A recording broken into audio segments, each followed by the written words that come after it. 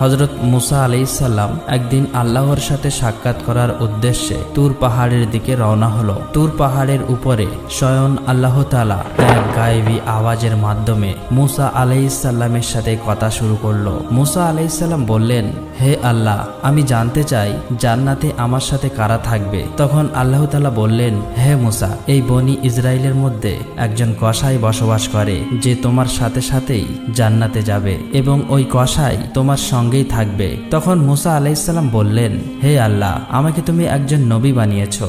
আমার সঙ্গে নবী রাসূল আল্লাহওয়ালার বুজুর্গ দরবেশ জান্নাতের মধ্যে থাকার কথা, আমার সঙ্গী হবার কথা, কিন্তু কসাই কেন? আল্লাহ রাব্বুল আলামিন, দয়া করে আপনি আমাকে সেই কসাইয়ের ঠিকানা বলুন, আমি যাতে দেখে আসতে পারি সে কি এমন আমল করে যে আমলের কারণে সে আমার সাথে জান্নাতে প্রবেশ করবে এবং আমার সঙ্গে জান্নাতের সঙ্গী হবে। তখন মহান রাব্বুল আলামিন বললেন, হে মুসা, আজকে তুমি বাড়ি ফিরে যাও, কিছুদিন পরে আমি তোমাকে ডেকে নেব এবং আমি তোমাকে সেই কসাইয়ের ঠিকানা বলে দেব।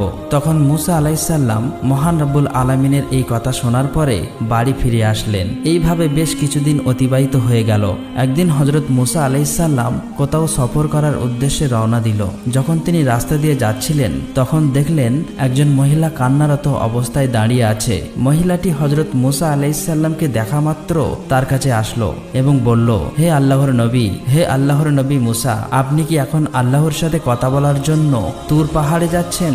যদি তুর পাহাড়ে যান তাহলে আপনি আল্লাহর সাথে আমার বিষয়ে অবশ্যই বলবেন। মহান আল্লাহ তাআলা কেন আমাকে কোনো সন্তান সন্ততি দান করেননি? আমার বিবাহের কয়েক বছর হয়ে গেল, তবু এখনো পর্যন্ত আমি কোনো সন্তানের মা হতে পারিনি। আল্লাহ তাআলা আমাকে কি কখনো মা হওয়ার ভাগ্য রাখেনি, নাকি আমার কোনো ভুলের কারণে আল্লাহ তাআলা আমার সন্তান সন্ততি দান করেন না? মুসা আলাইহিস সালাম বললেন, ঠিক আছে, অবশ্যই আমি জিজ্ঞেস করব। অতঃপর মহিলাটি সেখান থেকে চলে গেল। এবার মুসা আলাইহিস সালাম মহিলাটির প্রশ্ন শুনে একটু অবাক হলো, তাই তিনি আর অন্য কোথাও সফর করলেন না। এবারে তিনি আল্লাহর সাথে কথা বলার উদ্দেশ্যে তুর পাহাড়ের দিকে রওনা হলো। তুর পাহাড়ের উপরে গিয়ে হযরত মুসা আলাইহিস সালাম আল্লাহ তাআলার কাছে প্রশ্ন করল, হে আল্লাহ রাব্বুল আলামিন, আমি আসার পথে একজন মহিলাকে কান্নারত অবস্থায় দেখলাম। তিনি আমাকে প্রশ্ন করলো, আমার বিবাহের অনেক বছর হয়ে গেল, তবুও কেন আমার কোনো সন্তান সন্ততি হয়নি? তখন মহান রাব্বুল আলামিন এক গায়েবী আওয়াজের মাধ্যমে হযরত মুসা আলাইহিস সালামের প্রশ্নের জবাবে বললেন, হে মুসা, তুমি বলে দিও ওই মহিলার ভাগ্যে কোনো সন্তান সন্ততি দান করা হয়নি, তাই মহিলাটি বিয়ের এত বছর পরেও মা হতে পারেনি। কন্যা বা পুত্র সন্তান আল্লাহ তাআলার পক্ষ থেকেই হয়, আল্লাহ যাকে দান করে সেই পেয়ে থাকে। অতঃপর হযরত মুসা আলাইহিস সালাম এই প্রশ্নের উত্তর শুনে বাড়ির দিকে রওনা হলো। বাড়ি আসার পথে হযরত মুসা আলাইহিস সালাম সেই মহিলাটির কথা মনে পড়ল, তাই বাড়িতে না গিয়ে সোজা সেই মহিলাটির বাড়িতে গেল। তখন মহিলাটি হযরত মুসা আলাইহিস সালামকে দেখে অবাক হলেন এবং বললেন, হে আল্লাহর নবী মুসা আলাইহিস সালাম, আপনি কি আল্লাহ তাআলার কাছ থেকে এই প্রশ্নের উত্তর জেনে এসেছো? তখন মুসা আলাইহিস সালাম বললেন, হ্যাঁ, মহান আল্লাহ তাআলা বলেছেন তোমার ভাগ্যে কোনো সন্তান দান করেননি, তাই তুমি কখনো মা হতে পারবে না। এই কথা শোনার পর মহিলাটির চোখ অশ্রু জলে ভরে গেল এবং জোরে জোরে ক্রন্দন করতে লাগলো। অতঃপর হযরত মুসা আলাইহিস সালাম সেখান থেকে চলে আসলেন। এই ঘটনার কিছুদিন পর একজন আল্লাহওয়ালার বুজুর্গ ফকির ওই মহিলাটির বাড়ি গেল এবং বলল, বাড়িতে কি কেউ আছেন? আমি একজন ফকির, অনেক দিন থেকে কিছু খাইনি, আমার খুব খিদে পেয়েছে, দয়া করে আল্লাহর রাস্তে আমাকে কিছু খাবার দান করুন, নিশ্চয়ই আল্লাহ তাআলা তোমার নিয়ত পূর্ণ করবে। অতঃপর মহিলাটি ফকিরের এই কথা শুনে তার ঘরে আসতে দিল এবং ফকিরকে 4টি রুটি খেতে দিল। তখন মহিলাটি বলল, আপনি তো আল্লাহর ফকির, আপনি একটু আল্লাহর কাছে আমার জন্য দোয়া করবেন। আল্লাহ তাআলা আমাকে কোনো সন্তান দান করেননি, আল্লাহ তাআলা যেন আমাকে সন্তান দান করেন।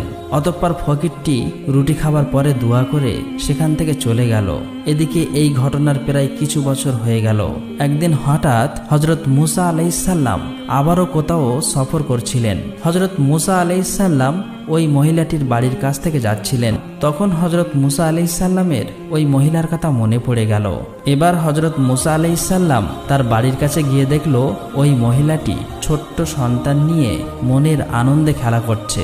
মহিলাটি হযরত মুসা আলাইহিস সালামকে দেখে বাইরে চলে আসলো এবং বলল, হে আল্লাহর নবী মুসা আলাইহিস সালাম, আপনি তো বলেছিলেন আল্লাহ তাআলা আমাকে কোনো সন্তান দান করবে না, আমার ভাগ্যে তা লেখা হয়নি, কিন্তু আল্লাহ তাআলা তো আমার একটা সন্তান দান করেছে।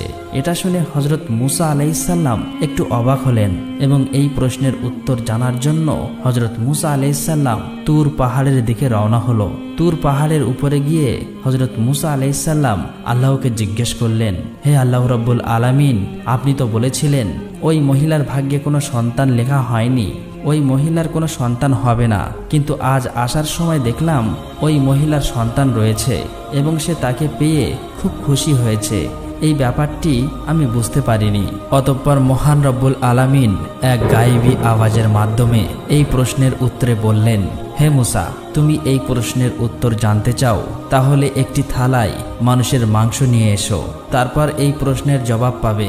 তখন হযরত মুসা আলাইহিস সালাম মহান আল্লাহ তাআলার এই হুকুম পাওয়ার পর একটি থালা ও একটি ছুরি নিয়ে সমস্ত লোকের কাছে এসে বলল, হে আমার কওমের লোকেরা, মহান আল্লাহ তাআলা বলেছেন মানুষের শরীরের মাংস নিয়ে যেতে। আপনাদের মধ্যে এমন কি কেউ আছেন যে এই থালায় নিজের শরীরের মাংস কেটে দেবে? কিন্তু হযরত মুসা আলাইহিস সালামের এই কথাই কেউ রাজি হলো না। অতঃপর সবাই সেখান থেকে একে একে চলে গেল। তখন হযরত মুসা আলাইহিস সালাম অত্যন্ত চিন্তিত এবং পেরেশানি হয়ে এদিক ওদিক ঘুরছিল। হযরত মুসা আলাইহিস সালাম যখন মানুষের মাংস না পেয়ে বাড়ির দিকে ফিরে যাচ্ছিলেন, তখন হঠাৎ একজন বুজুর্গ ফকির পিছন থেকে ডেকে বলল, হে আল্লাহর নবী মুসা, তোমার কি হয়েছে? তোমাকে এমন চিন্তিত এবং পেরেশানি দেখাচ্ছে কেন? তখন মুসা আলাইহিস সালাম সেই ফকিরের কাছে এসে বলল, মহান আল্লাহ রাব্বুল আলামিন আমাকে মানুষের শরীরের মাংস নিয়ে যেতে বলেছে, কিন্তু কোনো মানুষই নিজের শরীরের মাংস কেটে দিতে রাজি হলো না, বরং সবাই মুখ ফিরিয়ে চলে গেল।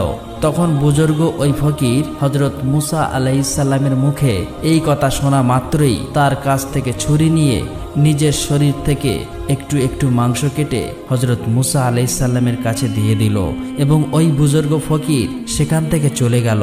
এটা দেখে হযরত মুসা আলাইহিস সালাম ভীষণ অবাক হয়ে গেলেন। অতঃপর মুসা আলাইহিস সালাম ওই মানুষের মাংস নিয়ে আবারও তুর পাহাড়ের উপরে গেল এবং মুসা আলাইহিস সালাম বলল, হে আল্লাহ তাআলা, আমি মানুষের মাংস নিয়ে এসেছি, কিন্তু এই মাংস যার যার কাছে গিয়ে দিতে বলেছি সব মানুষই মুখ ফিরিয়ে চলে গেল।